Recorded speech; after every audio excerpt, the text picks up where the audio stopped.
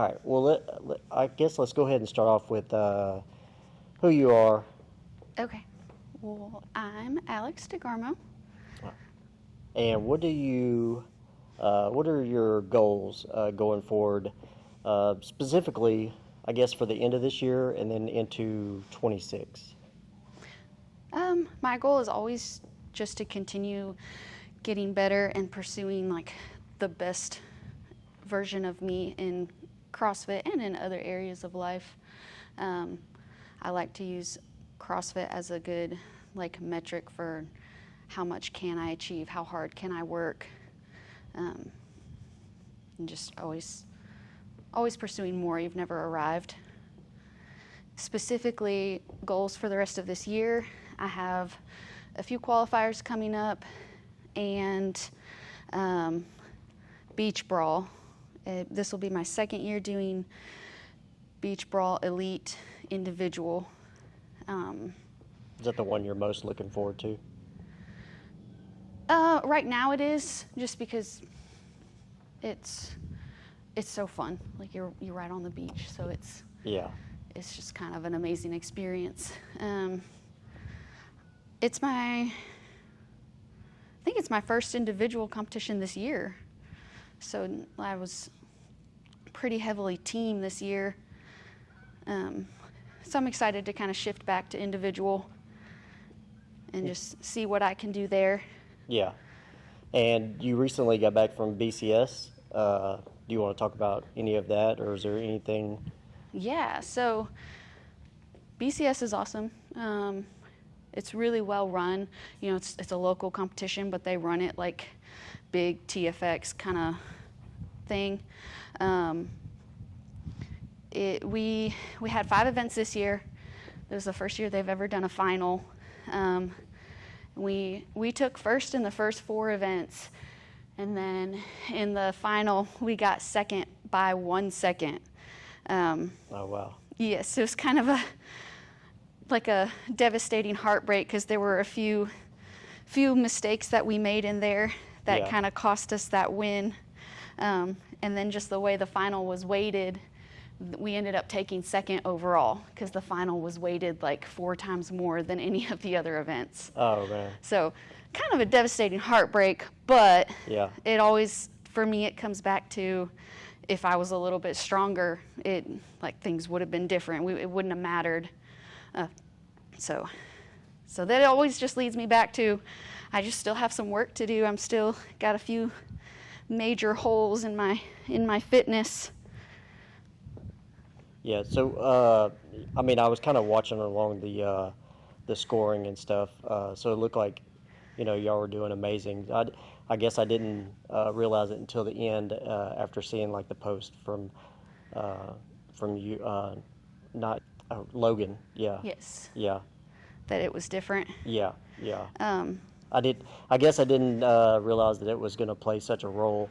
We didn't either. Honestly, they didn't tell us. They said it was normal scoring until we were in the corral and we were walking out, and they were like, hey, by the way, it's 25 points for the final instead of 4-point intervals. Oh, wow. Which essentially made it winner take all. Yeah. And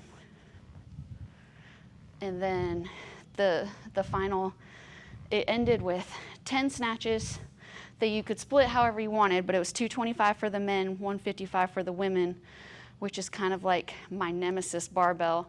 Yeah. That I haven't tried since I got back from TFX and individual or invitational for my semifinals this year, where I hurt my shoulder. So it was just like, there was no way I was even attempting that barbell. I was not ready for it. So that left Logan doing all 10 by himself. But like I said, a couple little mistakes. I missed my first rep at 125, which is not a crazy heavy weight. It was just like, I had just done like 20 plus reps at 95 and went straight to the 125 barbell, and it just kind of shocked me a little bit. Yeah, just not ready for it. But yeah, that took a few seconds, and then Logan missed 1 rep at 225. Same thing. I mean, that's just a crazy heavy barbell, so like I said, I couldn't do any of the reps there. And then there was just like a little bit of a miscommunication on which direction to run. So So what was the ran actual wrong. workout that you had to do? It was 30 snatches at 135-95, 20 snatches at 185-125, and then 10 snatches at 225-155. And you could split it however you wanted. The only thing was, like, they were just like these 6x4 mats, and only one barbell could be on there. So anytime you switched, you had to roll your barbell on and off, which wasn't a huge deal. So our strategy was I would take quite a few of like the upfront snatches, which really worked out. I mean, we were significantly ahead. I mean, almost probably close to a minute, like 45 seconds to a minute ahead getting to that last barbell. But every other girl could snatch it, and I couldn't. So it was just kind of a lot up there. So currently you're just trying to build strength, get your shoulder back stronger. Yes. Those are the things you're trying to mitigate now. Yes, lots of shoulder rehab. Pretty much the last 3 months has been like probably like 70% just shoulder rehab. And then being able to work on the fitness stuff that doesn't really affect my shoulder. But it's hard because my biggest weakness has always been that shoulder. So then to have another setback and not be able to work on what I need to work on the most has been kind of just a mental struggle. But it's been fun coming back. I feel like I'm like 90%. So we're getting there. Yeah. So let's see. So how long have you been doing CrossFit? Well, let's just go with like how long have you been doing it, and then how long have you competitively been doing it? I started at the end of 2016 when I was finishing up my therapy school, and then I did my first open 2017, did everything RX. It was literally my first time RX in a workout was 17.1. And I was like, I made a lot of progress really fast. You know, you kind of have those newbie gains. And then I got pregnant. So I was pregnant for most of 2017. And I worked out my whole pregnancy, but the whole year after that, I started a new job, had my new baby. So I was just kind of chilling, just doing a class workout and not really, it was just kind of my 1 hour me time. And the rest was like kids and work. Yeah. Life. 2019, my baby had just turned a year. I was like, okay, I'm gonna start doing extra accessory work just to kind of like try to work into 2 a days. So on my lunch break at work, I would do like bodybuilding, and I did that for about 6 months, and kind of like completely changed my body, and it got me a lot better at CrossFit. And that is when I started doing more competitions. I would say like 2021 was when I got pretty competitive. I met my friend Amanda, and we had like a slew of competitions that we did together.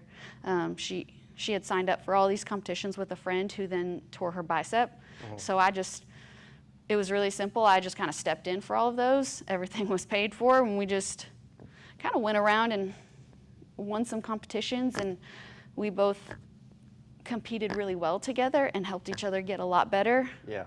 And then, the rest was kind of history. And here we are. Here we are, yeah. All right, so what are you going to do today? Just more conditioning pieces? No, it's more strength with some high skill stuff. Okay. So I'm going to start out with the little double under crossover work. Haven't done those in probably over a year. And then work on some handstand walking and handstand ramp. And then I'll jump into a whole bunch of lifting, have some jerks, back squats, bench, and then a few accessory things. And then my last skill conditioning piece is 10 sets of a 25-calorie row and 1 legless rope climb. So that'll be fun. That'll be spicy. We'll see how that goes. I come here somewhat, so I know you love the handstand walking. I do love to handstand walk.